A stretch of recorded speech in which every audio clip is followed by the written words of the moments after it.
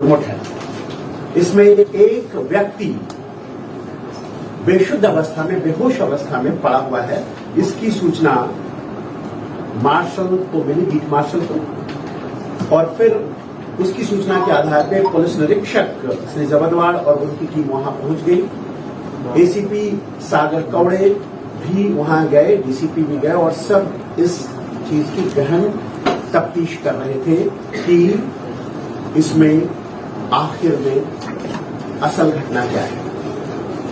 शुरुआती तौर पर डॉक्टर भी कुछ बताने में सक्षम नहीं थे, पर हमारी टीम को और जो भी वहां आए थे उनको उनके गले में पड़े हुए दाग देखकर ये संशय था कि निश्चित तौर पर संदेह था कि ये एक मृत्यु का प्रकार हो सकता है।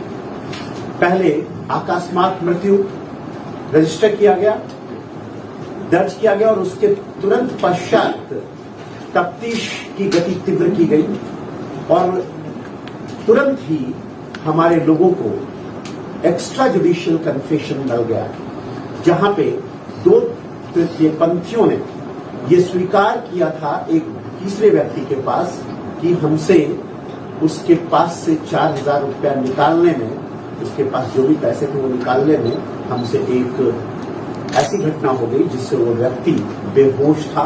आगे क्या घटना हुई हमें मालूम नहीं। वहां पर घटनास्थल पर बहुत ही गहराई से लोकार्ड प्रिंसिपल के अंतर्गत कि अपराधी अपने साक्ष्य छोड़ जाता है, तफ्तीश करने पर कंडोम्स के पैकेट मिले और फिर इस तपास की गति को और तीव्र करते हुए उन दोनों तृतीयपंथियों को पकड़ लिया गया। यहां मृत व्यक्ति बसराज भीमा इटकल की भी पहचान कर ली गई, शिनाख्त कर ली गई, और जो 2 आरोपी थे अंजलि बाळू जाधव और अनीता शिवाजी माने, ये 25 और 26 वर्षीय हैं। इनके द्वारा अभी तक की उद्घाटित ये पहली घटना है। हो सकता है कि ऐसी घटनाएं ये कर रहे हों, पर व्यक्ति शर्म के मारे आकर फरियाद ना दे रहा, तो ऐसी घटनाएं हो सकता है कि हो रही हो पहले भी, और ये पहली बार चूंकि एक व्यक्ति मर गया इसलिए ये सामने आ पाया। यहां 3 प्रश्न खड़े होते हैं कि तृतीयपंथियों की सामाजिक समस्या क्या है। तो पहला प्रश्न यह है कि उनकी सामाजिक समस्या यह है कि परिवार से शुरू होता है। परिवार के लोग, अगर कोई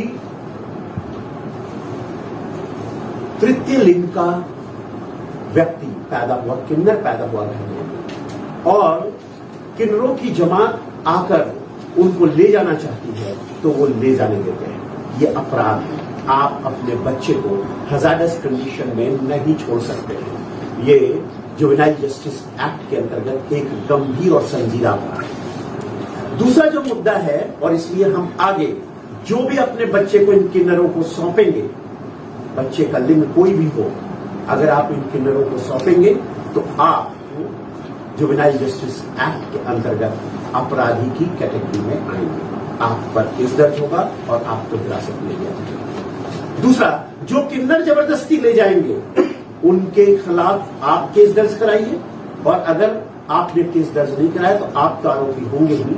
जो किन्नर इन बच्चों को ले जाएंगे उन पे भी अपराध जुवेनाइल जस्टिस एक्ट, और अगर उनका सेक्सुअल एक्सप्लॉयटेशन हुआ है तो जो पॉक्सो केस के अंतर्गत उन पे केस रजिस्टर होगा। और तीसरा जो मुद्दा है वो इनके पुनर्वसन का है, क्योंकि जो आ चुके हैं इस क्षेत्र में उनको कैसे बाहर निकाला जाए।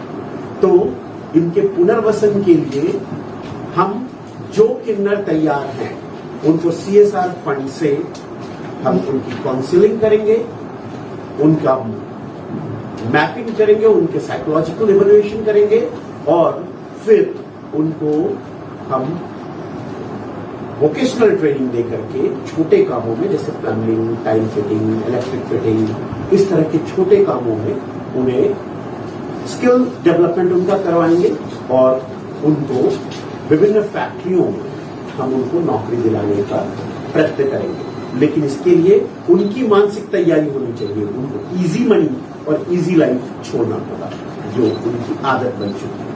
और अगर वो नहीं छोड़ेंगे तो section 8 ITPA act, immoral trafficking prevention act के अंतर्गत हम उन पे केस दर्ज करेंगे, जो कि गंभीर अपराध है और उसकी सजा बड़ी है।